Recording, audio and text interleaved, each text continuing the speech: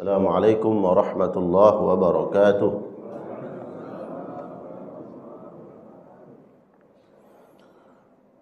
Alhamdulillahilladzi bi ni'matihi tatimmus shalihat. Asyhadu an la ilaha illallah wahdahu la syarika lah. Wa asyhadu anna Muhammadan 'abduhu wa rasuluh. Arsalahu bil huda wa dinil haqq liyudhhirahu 'alad dini kullih wa kafa billahi shahida. Allahumma shalli wa sallim wa barik wa karim wa an'im ala hadzal nabiyil karim wa ala alihi wa ashabihi wa man sara ala nahjihi wa istanna bi sunnatihi ila yaumiddin wa ba'du. Allahumma la ilma lana illa ma 'allamtana innaka antal alimul hakim. Allahumma faqihna fid din wa 'allimna at-ta'wil wa zidna ilma wa aslih lana sya'nana kullahu wa la takilna ila anfusina tarfat 'ain. Amin ya Allah ya rabbal alamin. Jemaah sekalian yang dimuliakan oleh Allah Subhanahu wa taala, kita bersyukur kepada Allah. Syukur dengan lisan, i'tiraf dengan qalbu, dan membuktikan syukur itu dengan amaliyah. Kita bersyukur kepada Allah Subhanahu wa taala di pagi hari ini kita masih diberikan nikmat, terutama nikmat sehat wal afiat, dapat melaksanakan kewajiban-kewajiban kita kepada Allah Subhanahu wa taala, yang semoga menghantarkan kita mendapatkan redha Allah Subhanahu wa taala. Selawat salam kita sampaikan kepada Rasul yang mulia, qudwah hasanah kita, Nabi Muhammad sallallahu alaihi wasallam, kepada keluarga dan seluruh sahabat-sahabat beliau. Selawat salam yang insyaallah menghantarkan kita mendapatkan syafaat daripada Rasulullah sallallahu alaihi wasallam. Dukhulul jannah bighairi hisabin wala azab. Masuk surga tanpa dihitung amal-amal kita oleh Allah Subhanahu wa taala. Jemaah sekalian, kita lanjutkan membahas kitab Al-Adabul Mufrad lil Imam Al-Bukhari rahmatullah alaihi. Pagi hari ini bab man dzukira indahu an-nabiyyu falam yusalli alaihi. Bab tentang hadis selawat kepada Nabi sallallahu alaihi wasallam dan orang-orang yang mendapatkan sakiyun, kerugian atau penderitaan. Di antaranya adalah orang yang mendengar nama Nabi sallallahu alaihi wasallam disebut tapi kemudian tidak membaca selawat salam kepada Rasulullah sallallahu alaihi wasallam. Riwayatan hadis ini bersambung sampai Imam Bukhari dari sahabat Jabir bin Abdullah, anna an-nabiy sallallahu alaihi wasallam raqa al-mimbar. Kata Jabir, Nabi sallallahu alaihi wasallam naik ke atas mimbar untuk beliau berkhutbah. Falamma raqad darajatal ula, ketika beliau naik ke anak tangga yang pertama, qala, Nabi kemudian berucap amin, dan ini didengar oleh para sahabat. Di anak tangga yang pertama, Nabi ketika naik beliau mengucapkan amin, seolah-olah ada yang berdoa, tapi kan tidak didengar oleh para sahabat siapa yang berdoa. Diaminkan oleh Nabi sallallahu alaihi wasallam. Tsumma raqa ats-tsaniyata, kemudian Nabi naik anak tangga yang kedua. Faqala amin. Nabi kemudian berucap yang kedua kalinya mengatakan amin, seolah-olah ada yang berdoa yang diaminkan oleh Nabi sallallahu alaihi wasallam dan tidak didengar oleh sahabat siapa yang berdoa. Tsumma raqa ats-tsalitsata, Nabi naik ke anak tangga yang ketiga. Di mimbar beliau, faqala, Nabi berkata amin 3 kali. Nabi sallallahu alaihi wasallam mengucapkan amin. Baru kemudian beliau duduk di mimbar tersebut. Selesai khutbahnya Rasul sallallahu alaihi wasallam, faqalu, para sahabat penasaran, ingin tahu apa gerangan maksud daripada aminnya Rasulullah sallallahu alaihi wasallam. Ini bentuk daripada perhatian para sahabat Nabi sallallahu alaihi wasallam atas perkara-perkara yang dilakukan oleh Nabi dan mereka tidak tahu, ingin tahu, ingin bertanya, ingin bayan, penjelasan dari Nabi. Apa yang diucapkan oleh Nabi sallallahu alaihi wasallam dan mereka tidak faham apa maksudnya, apa di balik rahasia itu. Mereka tanya kepada Rasul sallallahu alaihi wasallam. Faqalu, Jabir bin Abdullah mengatakan, faqalu, para sahabat bertanya, ya Rasulullah, sami'naka taqulu amin 3 marratin. Kami mendengar engkau mengucapkan taqul amin 3 marrat, 3 kali. Apa maksudnya ya Rasulullah? Qala, Nabi kemudian menjelaskan, lamma raqitu ad-darajatal ula ja'ani Jibril faqala saqiya 'abdun adraka ramadana fansalakha minhu wa lam yughfar lahu. Ketika aku naik anak tangga yang pertama, Jibril datang. Malaikat, makhluk gaib, tidak dilihat oleh manusia. Para sahabat tidak melihatnya. Nabi bisa melihat karena mukjizat. Ya. Manakala aku naik anak tangga yang pertama, kata Rasul, ja'ani Jibril, datanglah malaikat Jibril. Faqala, dan Jibril berucap, syaqiya abdun, celakalah seorang hamba, adraka ramadana, dia berjumpa dengan bulan Ramadan, fansalakha minhu, dia keluar dari bulan Ramadan, Ramadan berlalu, walam yughfar lahu, tapi dosa-dosanya tidak diampuni oleh Allah Subhanahu wa taala. Jadi manusia pertama yang disebut oleh malaikat Jibril kecelakaan, ya, kerugian bagi manusia yang seperti itu, dan diaminkan oleh Nabi sallallahu alaihi wasallam. Faqultu amin, maka aku katakan amin. Tsumma qala, kemudian malaikat Jibril juga berkata, manakala Nabi sallallahu alaihi wasallam naik anak tangga yang kedua, syaqiya abdun, celaka, merugi, abdun, seorang hamba, adraka walidayhi, dia berjumpa, bertemu, hidup bersama dengan kedua orang tuanya, au ahadahuma, atau salah satu di antara keduanya, falam yudkhilahul jannah, kemudian dia tidak masuk surga lewat amalan berbakti kepada kedua orang tua atau salah satu di antara keduanya. Faqultu, maka aku katakan amin, diaminkan oleh Nabi sallallahu alaihi wasallam.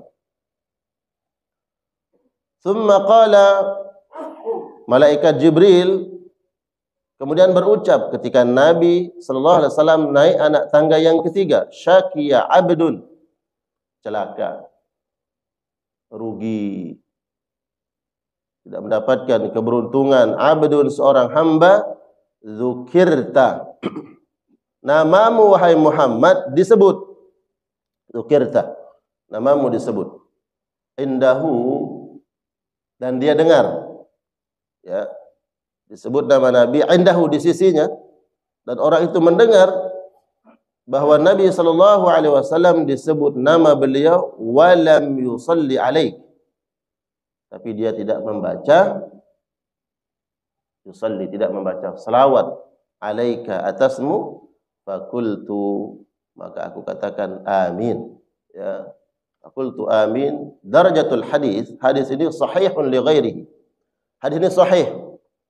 Ya, li ghairihi maksudnya banyak, ada lebih dari 3 hadis yang meriwayatkan dengan sanad, ya, dengan sanad yang berbeda dan matan yang berbeda. Sanad orang yang meriwayatkannya beda dan teks hadisnya juga berbeda. Tapi substansi maknanya sama, bahwa malaikat Jibril mengaminkan, Nabi mengaminkan ucapan Jibril alaihissalam. Sehingga hadis ini sahih, ya. Ini bukan dongeng. Ya, termaktub ya dalam kitab Al-Adabul Mufrad lil Imam Al-Bukhari rahmatullah alaih. Ya. Mari coba kita lihat satu persatu jamaah sekalian yang Allah muliakan. Hadis ini dari sahabat Jabir bin Abdullah yang langsung beliau mendengar, hadir di momentum itu. Jadi bukan sami'tu Jabir bin Abdullah, bukan saya dengar dari fulan, tidak. Tapi dia langsung hadir di situ dan dengar langsung bahwa Nabi SAW mengatakan amin, amin. Dan setelah itu para sahabat bertanya.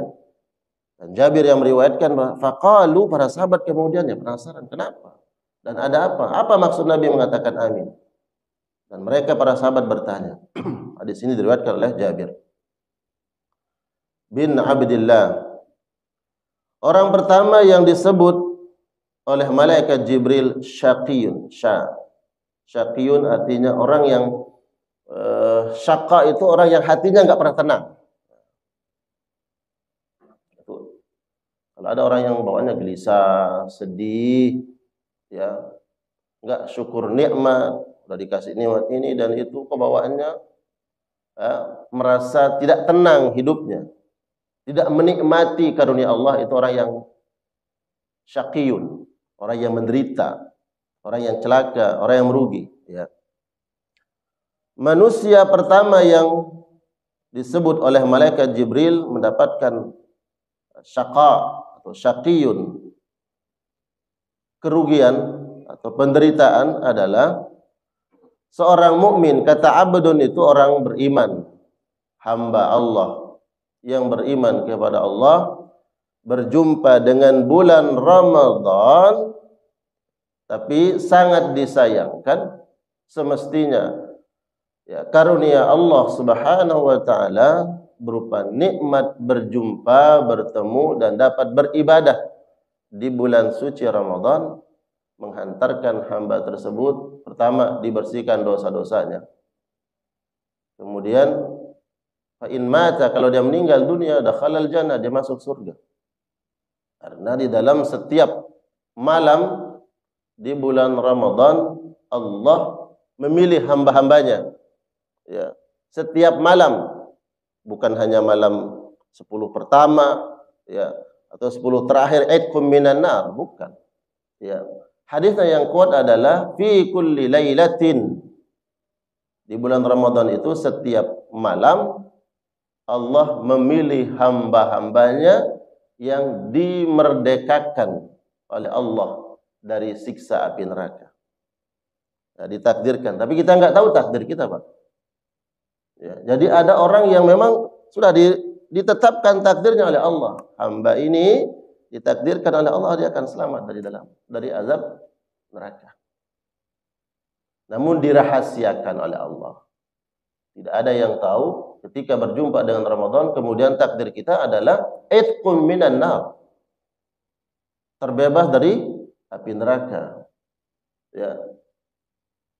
Kira-kira kalau kita tahu bagaimana Pak setelah Ramadan? Kita sudah dapat informasi yang akurat nih. Ya. Tapi kan nggak ada informasi yang akurat selain wahyu. Sedangkan wahyu sudah terputus. Siapa yang akan menyampaikan wahyu? Nggak ada. Seandainya kita dapat itu, bahwa kita aidkun minan nar, mungkin kita nggak akan semangat lagi beribadah. Yang sudah ditetapkan masuk surga. Nah, itulah kemudian dirahasiakan oleh Allah Subhanahu wa taala.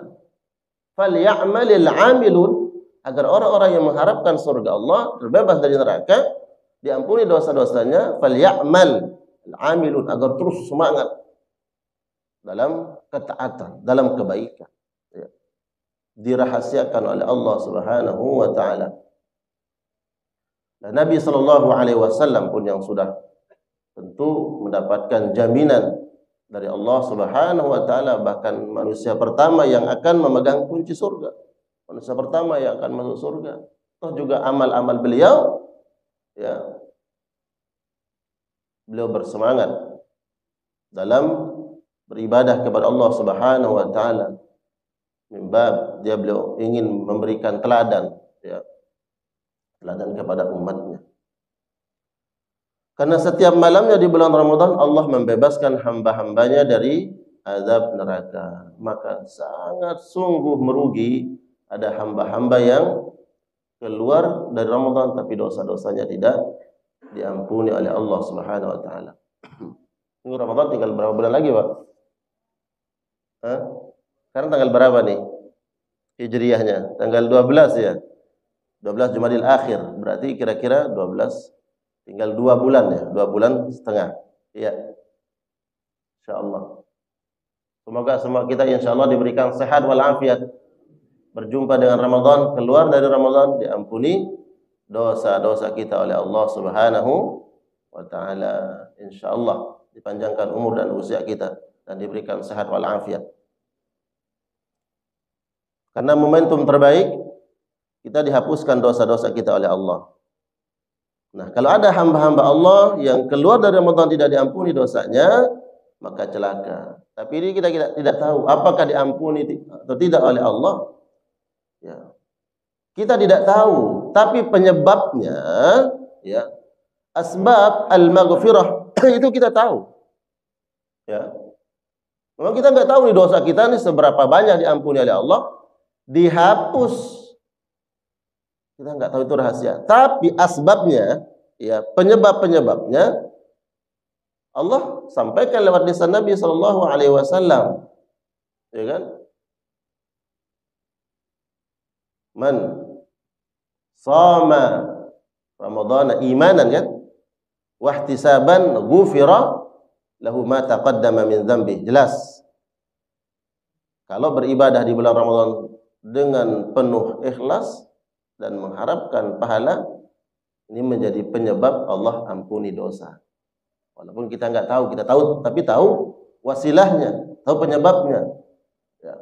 Kita tidak tahu apakah nanti kita selamat atau tidak. 1, 2, 3 jam ke depan apakah kita selamat atau tidak, kita nggak tahu.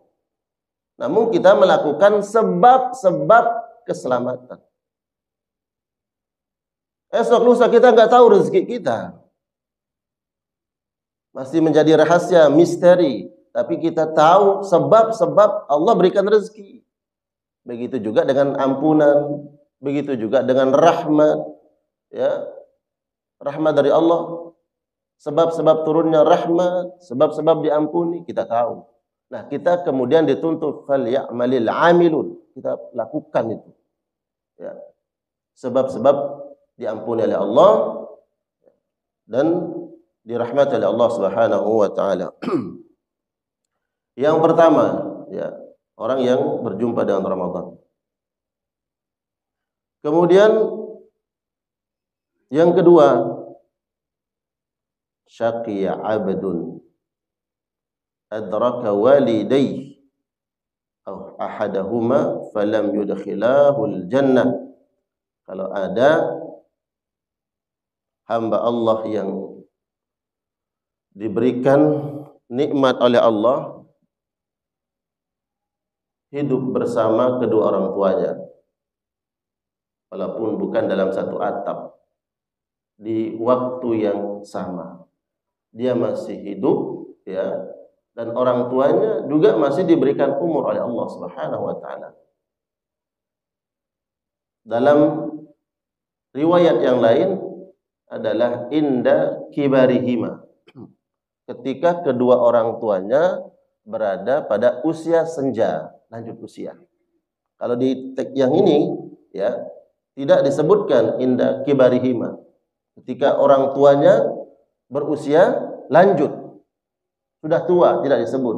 Makanya kemudian saya sebutkan tadi hadis ini sahih li ghairihi, karena ada hadis yang lain juga dengan teks yang berbeda tapi substansinya sama. Seorang anak berjumpa dengan orang tuanya sudah lanjut usia, tapi sangat disayangkan. Dia nggak masuk surga lewat birrul walidaini. Ya.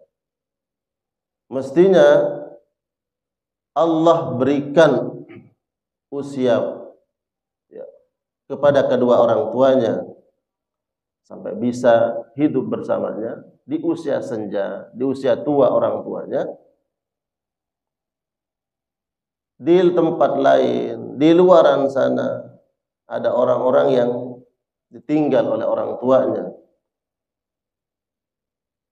Orang tuanya usia 50 dah meninggal dunia. Sedangkan kita alhamdulillah ada orang tua kita masih diberikan umur sampai 70-80. Ya. Bahkan ada orang yang tidak berjumpa, tidak bertemu dengan orang tuanya.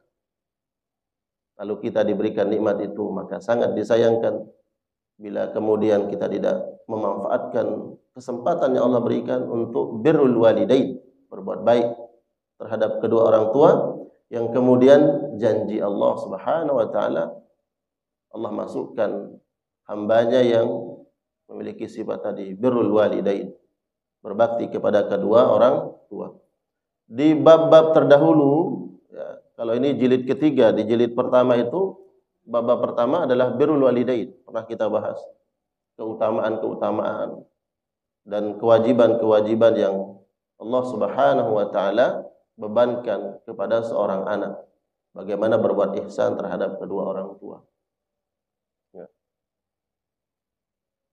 Sangat populer kisah tentang seorang tabi'in yang mestinya dia bisa menjadi seorang sahabat.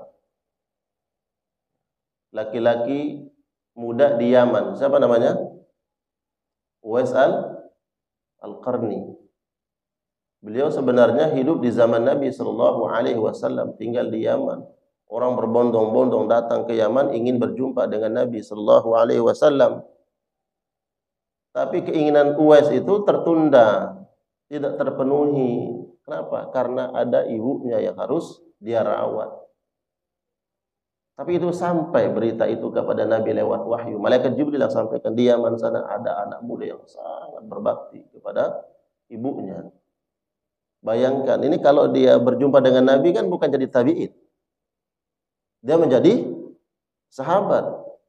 Dan Al-Quran menyebutkan radhiyallahu ta'ala anhum wa radu'an. Para sahabat itu mereka yang mendapatkan redha Allah dan mereka redha kepada Allah. Bayangkan. Tapi kemudian tidak, karena kemuliaan itu dia kemudian meninggalkan orang tuanya, subhanallah. Kembali bayangkan. Akhirnya ya udah dia tunda. Ya, dia pendam keinginannya untuk sampai ke kota Madinah ingin berjumpa dengan Nabi karena alasan tadi, ingin merawat, ingin menjaga ibunya yang sudah tua renta. Nabi berpesan kepada Umar, nanti ya, kalau kamu datang ke Mekah, kemudian satu saat ada kafilah, itu rombongan dari Yaman datang ke Mekah, kau cari ada pemuda yang namanya ini dengan tandanya ini, dan minta didoakan oleh yang bersangkutan. Setiap dia berdoa akan diijabah doanya oleh Allah Subhanahu wa taala. Bayangkan kalau kita bahasakan kekeramatan doa. Kekeramatan doa itu didapatkan Uwais al-Qarni dari siapa? Apakah karena kesolehannya? Puasanya, zakatnya, salatnya? Enggak. Kekeramatan doanya itu dari mana? Dari birrul walidain, ya Allah. Kalau kita bahasakan keramat, Pak, sebenarnya bukan doanya yang Uwais yang keramat, tapi ibunya. Tempat dia berbakti.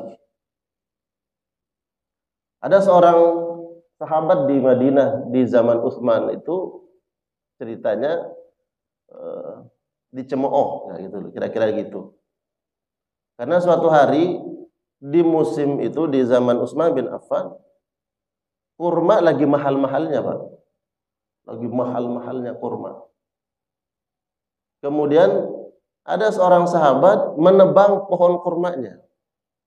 Akhirnya ditegur oleh sahabat-sahabat yang lain. Ngapa pohon kurma ditebang? Wong kita lagi nih, lagi sedang apa ya?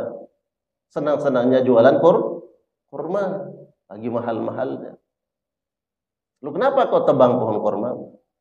Apa gerangan? Sahabat ini bilang, ibuku tadi tiba-tiba ingin dimasakin jantung kurma, ya, jantung kurma.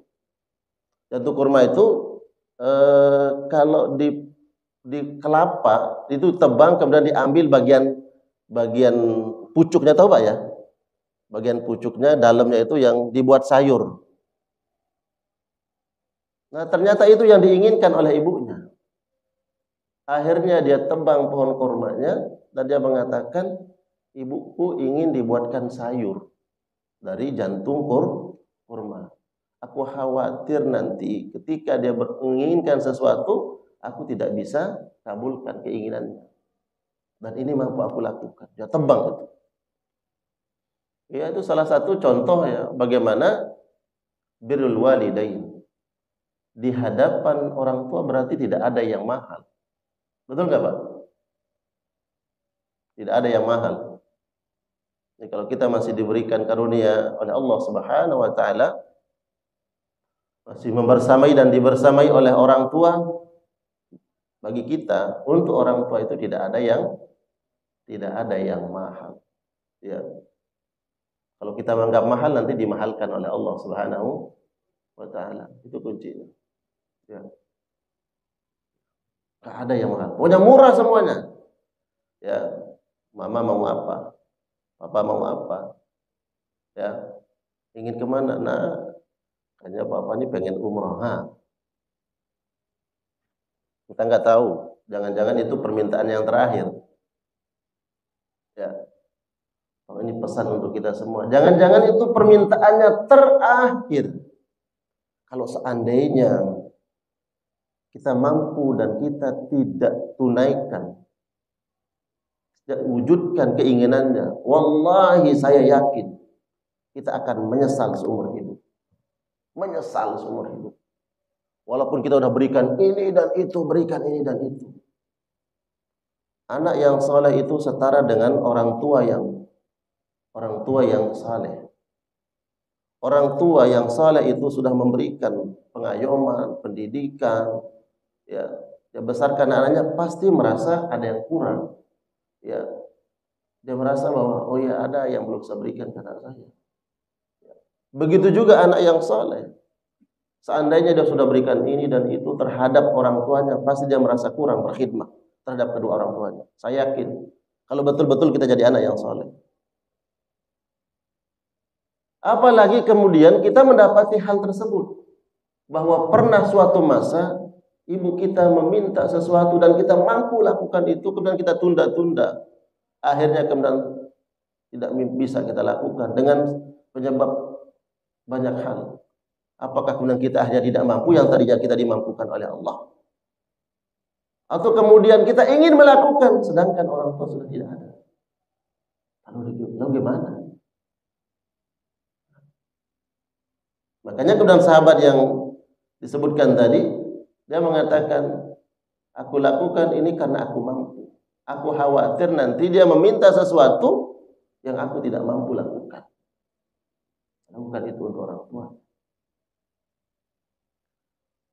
Kecelakaan atau penderitaan, kerugian yang akan didapati oleh seorang hamba, adraka walidayhi. Dia bertemu dengan kedua orang tuanya, au ahaduhuma, atau salah satu di antara keduanya. Dalam riwayat yang lain, inda kibarihima, ketika keduanya dalam lanjut usia, ya, usia lanjut. Falam yudakhilahul jannah, kemudian dia tidak masuk surga. Disebutkan di sini berarti faedahnya adalah bahwa birrul walidain, berbuat baik kepada kedua orang tua menyebabkan kita masuk surga. Faqultu amin, maka aku katakan amin. Tsumma qala, kemudian yang amin Nabi sallallahu alaihi wasallam yang ketiga, abdun dzukirta indahu, seorang hamba yang mendengar namamu disebut, walam yusalli alaika, dan dia tidak membaca selawat kepadamu. Faqultu amin, maka aku katakan amin. Selawat kepada Nabi sallallahu alaihi wasallam. Apa keutamaan selawat? Dari fadilah-fadilah keutamaannya tentu sudah banyak kita pahami. Tapi selawat ini jamaah sekalian Allah muliakan, ternyata menjadi penyebab ya umat ini tidak terjatuh pada kesyirikan yang menyebabkan umat-umat terdahulu terjatuh pada kesyirikan. Islam datang setelah Nabi Isa alaihissalam. Ya. Sedangkan Nabi Isa adalah Nabi yang dituhankan oleh pengikutnya. Kenapa dituhankan?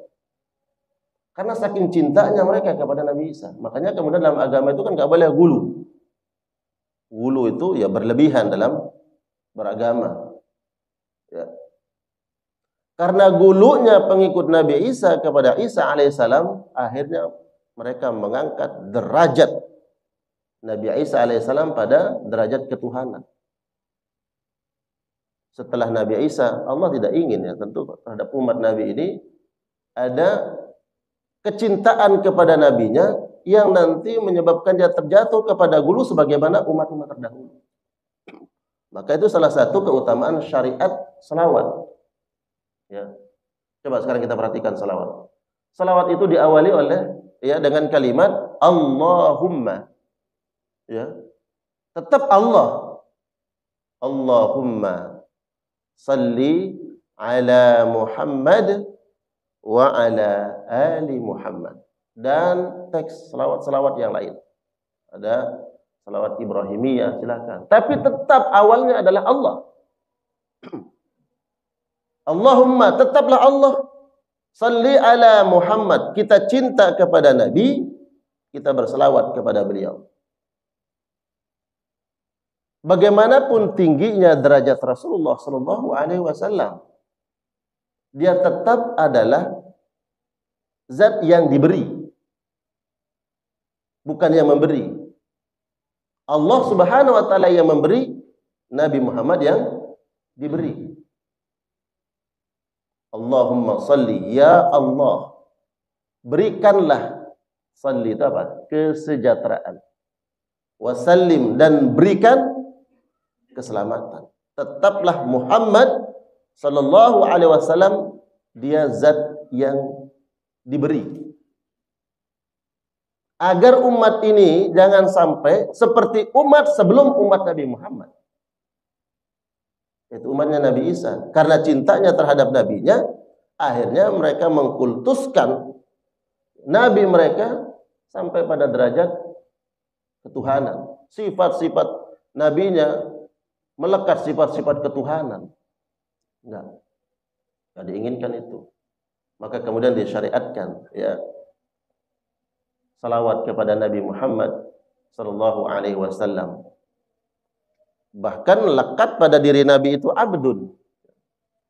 Allahumma salli ala abdika wa rasulika. Ya Allah, berikan selawat dan salam terhadap abduka, hambamu, dan rasulmu. Siapa? Muhammad sallallahu alaihi wasallam. Itu dibalik keutamaan-keutamaan yang lain ya. Jika satu kali membaca selawat, itu sudah sering kita dengar keutamaan-keutamaannya. Satu kali selawat diberikan 10 kebaikan, kemudian diangkat derajat oleh Allah dan dihapuskan dosa-dosa. Namun salah satu rahasia daripada selawat tadi adalah ya, agar umat ini tidak terjatuh kepada kesalahan yang dilakukan oleh umat-umat terdahulu ya. Ma yu'khadhu minal hadis. Ini penjelasan para ulama terkait dengan hadis ini. Yang pertama, apa yang kita dapatkan? Fil hadithi tahdzirun syadidun li hadhihi al-asnaf ats-tsalatsa. Di dalam hadis ini ada 3 hal yang sangat diperingatkan oleh Nabi sallallahu alaihi wasallam. Tahdzir itu peringatan. Syadid yang sangat ditekankan oleh Nabi sallallahu alaihi wasallam. Al-awwal, yang pertama, man adraka ramadhana fansalakha minhu wa lam yughfar lahu faqad da'a alaihi Jibril bisyaqa. Asyaqa. Barang siapa yang berjumpa dengan Ramadan kemudian dia keluar dari Ramadan dan tidak diampuni dosanya, didoakan alaihi. Didoakan oleh malaikat Jibril, bukan doa kebaikan. Ya, tapi doa kecelakaan, bisyaqa, dengan hidup, ya, hidupnya menderita. Ya. Jadi terjatuh, timpa tangga. Keluar dari Ramadan, tidak diampuni dosanya, malah didoakan lagi oleh malaikat Jibril agar hidupnya menderita. Asyaqa itu menderita. Itu disebut oleh para ulama. Dan tidak sampai di situ, wa ammana, dan Nabi mengaminkan ala doa Rasuli Rabbil Ardi was Sama. Kemudian diaminkan doanya Jibril oleh Nabi sallallahu alaihi wasallam. Sedangkan dia adalah Rasul, utusan Allah, Rabbis samawati wal ard.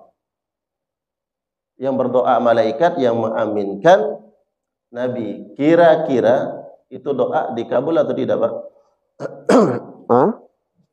Yang berdoa malaikat yang mengaminkan Nabi. Sebenarnya ini tahdzir gitu. Jangan kemudian ya, malaikat Jibril begitu banget doain orang hal-hal yang buruk. Bukan begitu.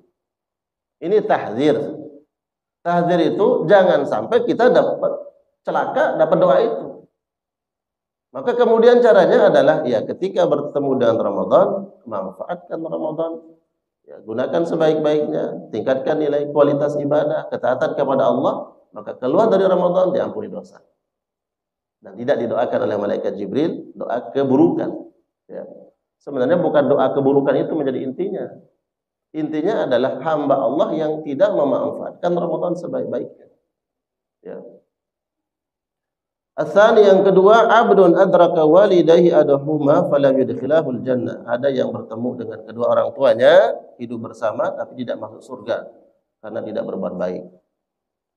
Asalis, yang ketiga, abdun dzikra indahu an-nabiyyu falam yusalli alaihi. Hamba yang mendengar nama Nabi disebut kemudian dia tidak membaca selawat. Faedah yang berikutnya, bayanu anna man lam yusalli 'alan nabi fahuwa mahrumun. Hurima minal khairi wal ajril kabir wal fadlil amim.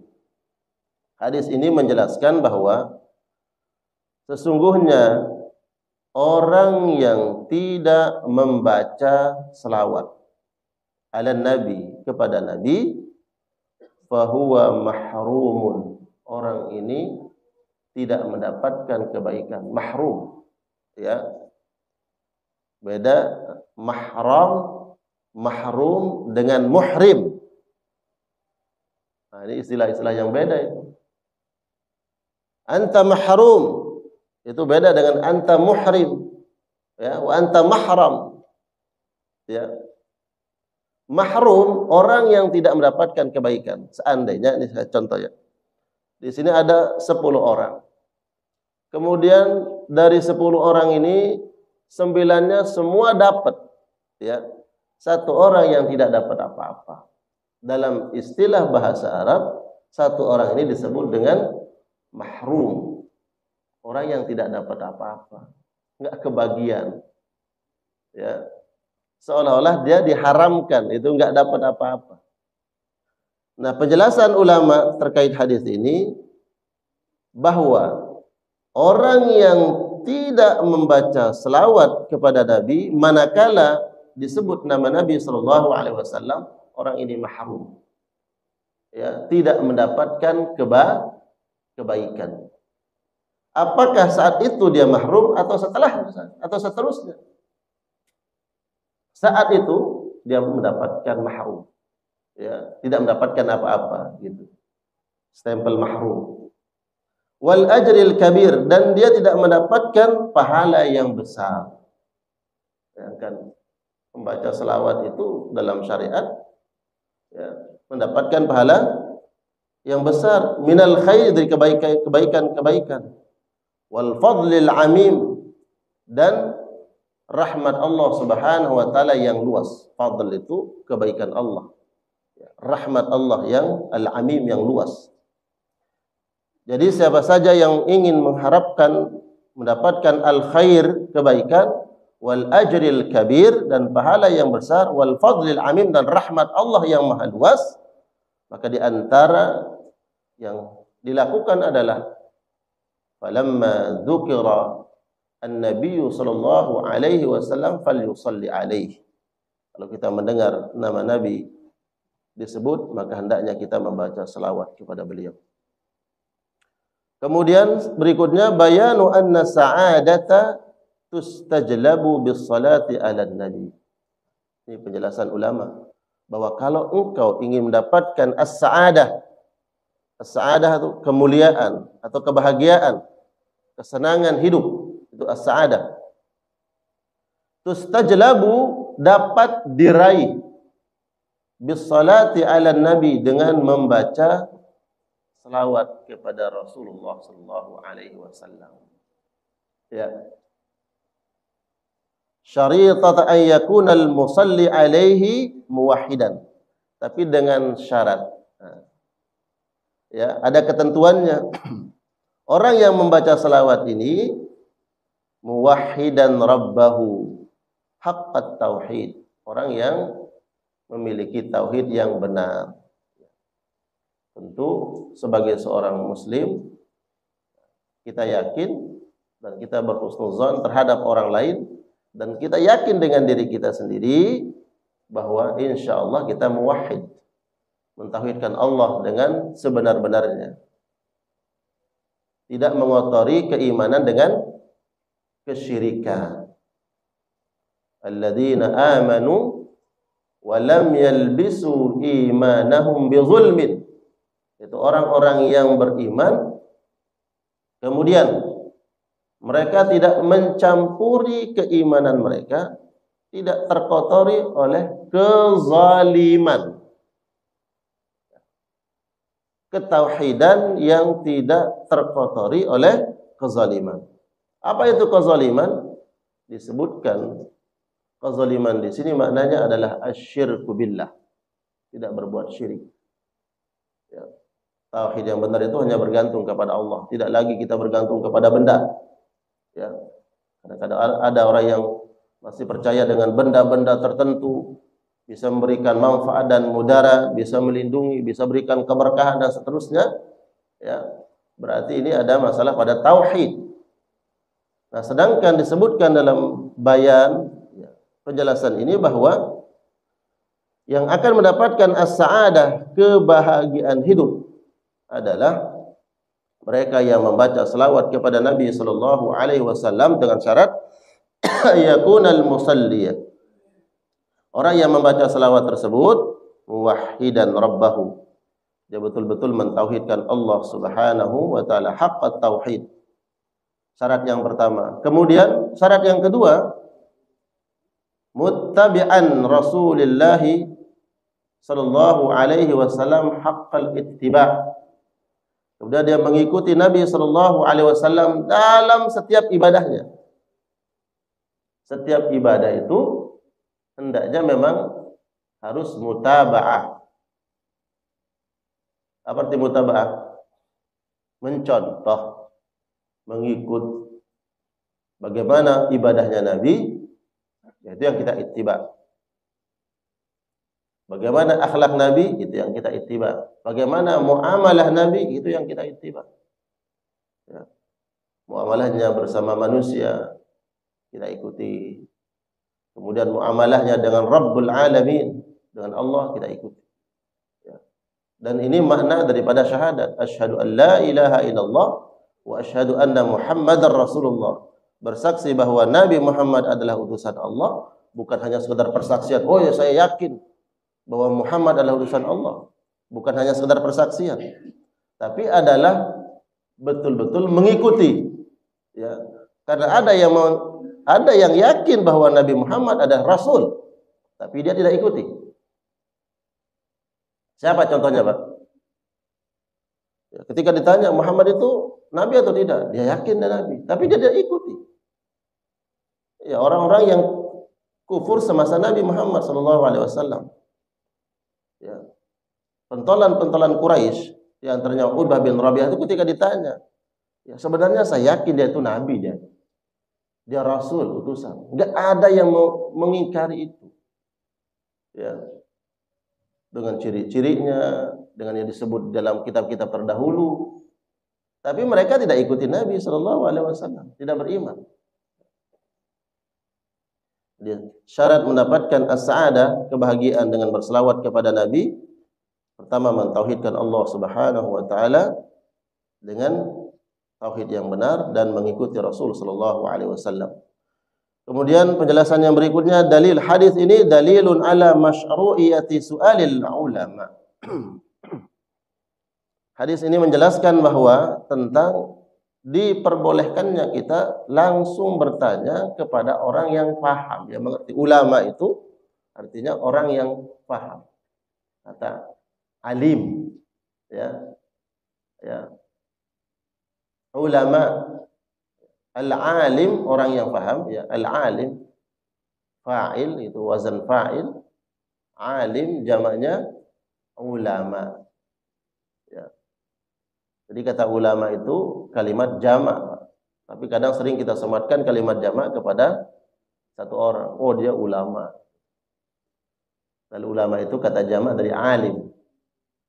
Maka di masyru'iyah, disyariatkannya kita bertanya kepada ulama yang paham perkara yang kita tanyakan. Anil ulumi syar'iyyah, tentang urusan-urusan syariat, ilmu-ilmu yang terkait dengan hukum syariat. Jadi bertanyalah pada orang yang memang bidangnya di situ, ya. Dia paham tentang itu. Hukum-hukum itu ada dalam Al-Quran. Al-Qurannya berbahasa Arab. Hukum-hukum Al-Quran diperjelas oleh Nabi SAW lewat sunnah-sunnahnya, hadis-hadis Nabi. Hadis-hadisnya berbahasa Arab atau bahasa apa, Pak? Arab. Al-Quran dan sunnah kemudian diinterpretasi, ditafsir oleh para ulama terdahulu. Bahasan juga bahasa apa, Pak? Bahasa Arab. Coba lihat kitab-kitab klasik itu. Imam Syafi'i orang apa? Ya, orang Arab. Ya. Beliau kalau kita runut ya silsilah Rasul sallallahu alaihi wasallam. Ya, berbahasa Arab. Ya, tentu kita temukan kitab-kitab klasik itu berbahasa Arab. Nah, berarti berani kemudian kita mengatakan bahwa di antara syarat seseorang bisa diberikan label ulama tadi, berarti dia harus mengerti apa, Pak? Ngerti bahasa Arab. Assalamualaikum. Waalaikumsalam. Ngerti bahasa Arab. Ya, karena Al-Qur'annya berbahasa Arab. Sunnah nabinya berbahasa Arab. Penjelasan-penjelasan ulama berbahasa Arab. Oh, Ustaz, kan banyak sekarang untuk paham itu kita bisa baca buku-buku terjemahan. Tafsir Ibnu Katsir itu berbahasa Arab, karena ada terjemahannya. Iya, untuk menambah khazanah keilmuan kita silahkan. Tapi jangan kemudian karena kita udah banyak baca, kemudian wah kita diulamakan nanti. Padahal kita nggak ngerti, ya, tidak ngerti dengan bahasa Arab. Ya. Ini bukan berarti kemudian kita mengkerdilkan, tidak. Ya, tidak mengkerdilkan. Banyak orang yang subhanallah Allah berikan ilmu, Allah berikan kecerdasan, memang dia nggak paham bahasa Arab, tapi lewat bacaan-bacaannya dia paham ilmu. Ya, sebatas itu dia paham, dia mengerti. Tapi upayakanlah diri kita untuk memahami bahasa induk daripada syariat ini. Itu Al-Quran berbahasa Arab, hadis berbahasa Arab, maka pahami bahasa Arab. Dan ungkapan Umar bin Al-Khattab radhiyallahu taala anhu, beliau mengatakan, ta'allamul arabiyyah fa innaha min umuri dinikum. Pelajarilah oleh kalian dan pahami bahasa Arab. Fa innaha min umuri dinikum. Karena bahasa Arab itu bagian dari urusan agama. Ya. Kira-kira kalau bapak-bapak ini sekarang belajar bahasa Arab, ya, ada manfaatnya enggak? Hah? Telat. Ya, tapi kan niatnya adalah belajar bahasa Al-Quran. Yang diniat adalah amalnya, upaya kita. Dan bahasa nanti penduduk surga bahasa apa? Sunda, Jawa, Sulawesi, Makassar, Sumatera enggak. Bahasa Arab. Nanti yakin Pak bisa bahasa Arab di surga?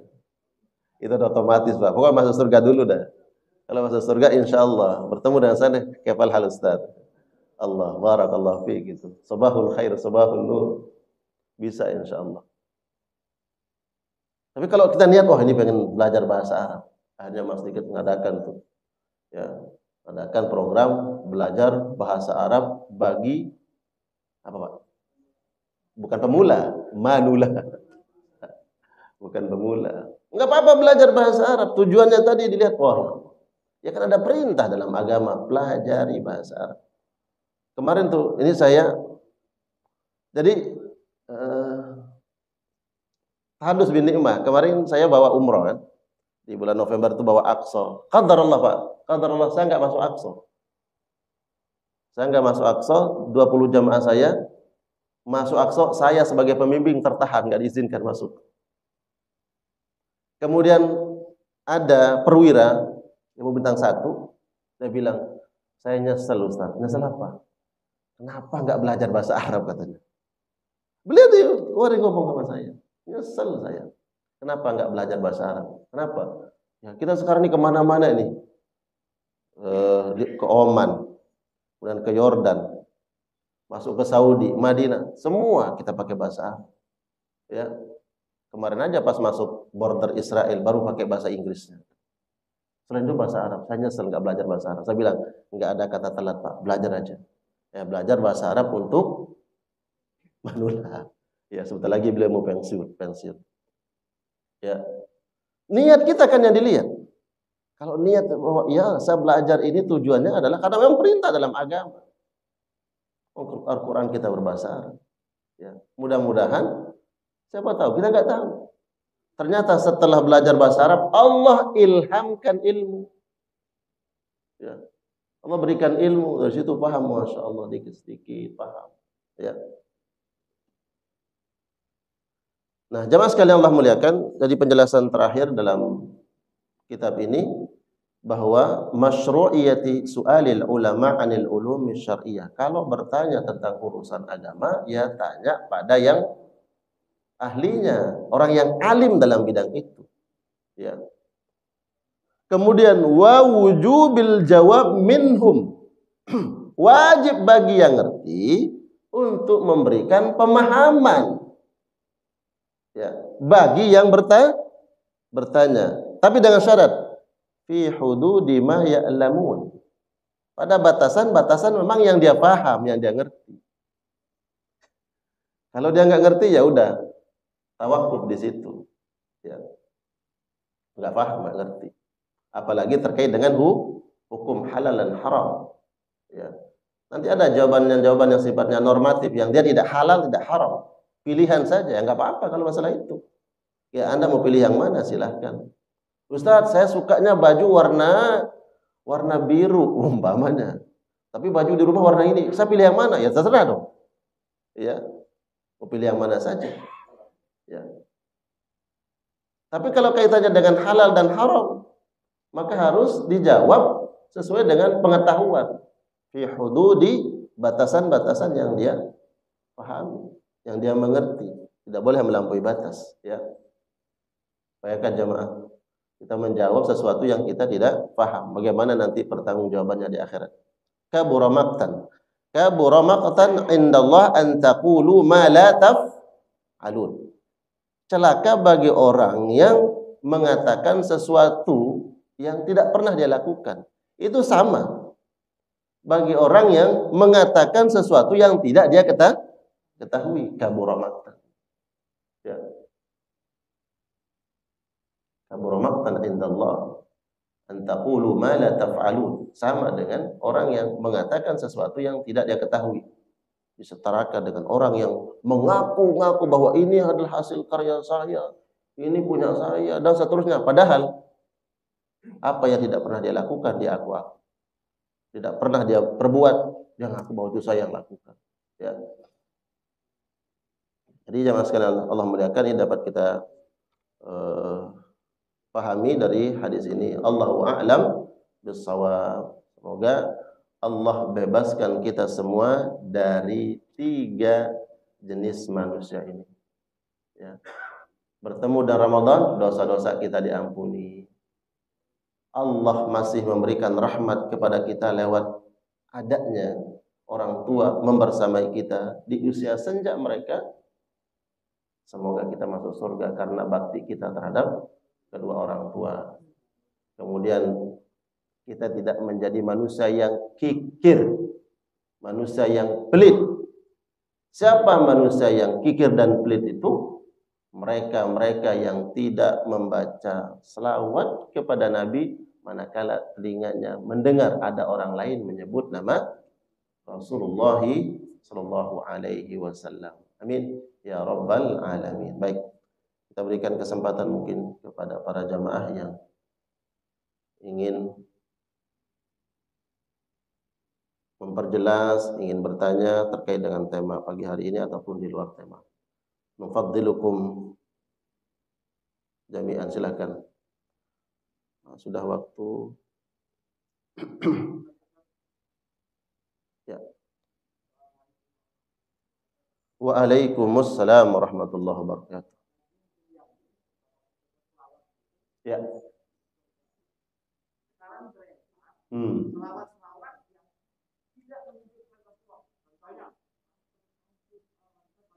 Ya.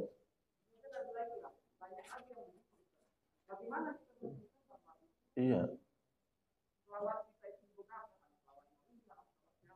Iya.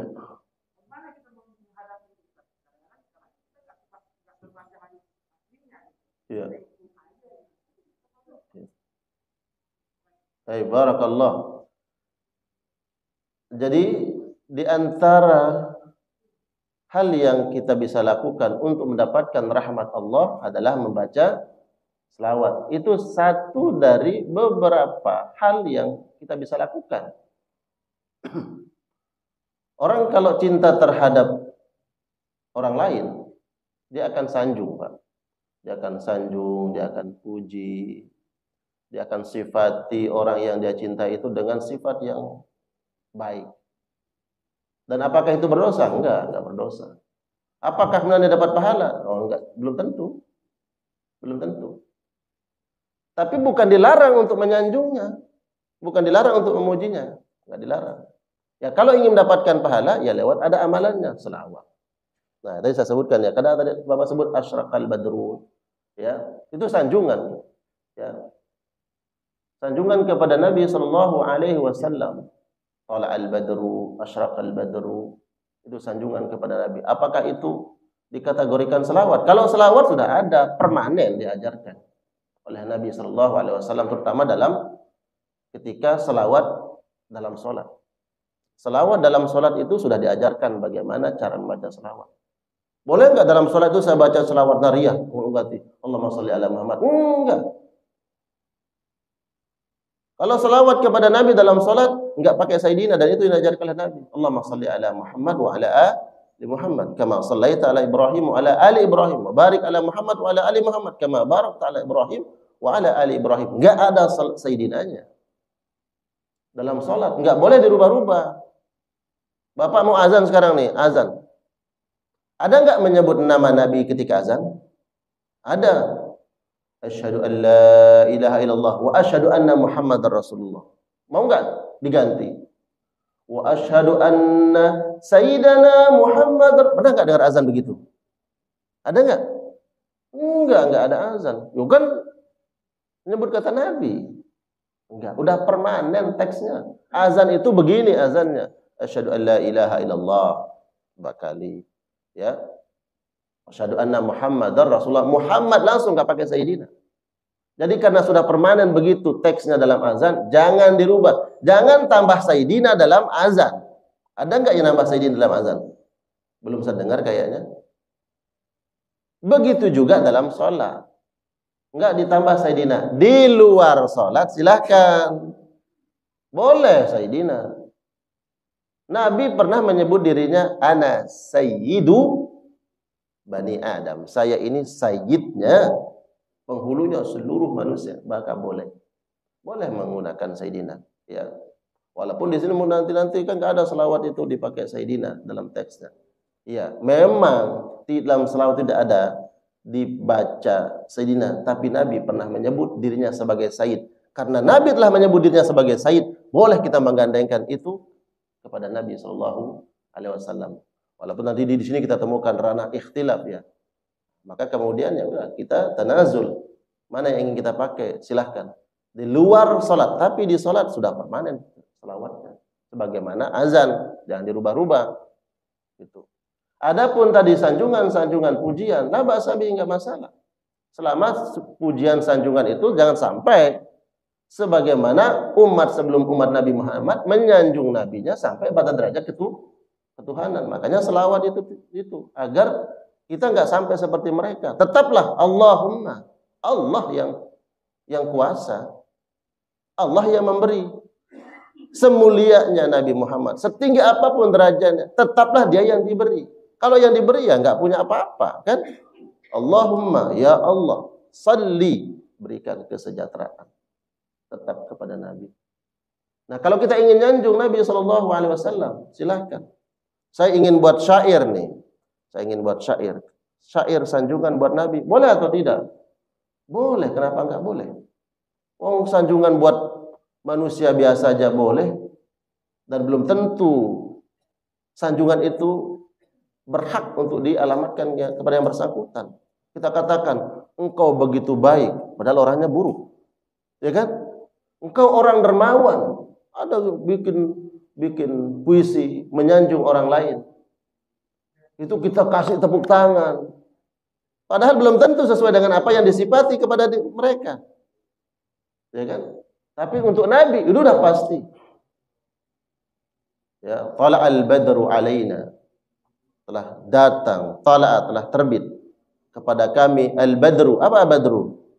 Bulan purnama. Kalau Bapak datang ke Kuba, kemudian singgah di Masjid Kuba, bukan hanya datang untuk sholat. Ya, sunnahnya man kharaja, ya, man tatahhara fi baitihi, thumma kharaja ila Masjid Kuba, thumma shalla fihi salatan, kana lahu ka ajri umrah. Barang siapa yang bersuci, dia wudhu di rumahnya, dia keluar ke Masjid Kuba dan dia salat sunnah 2 rakaat di situ, dia dapat pahala umrah.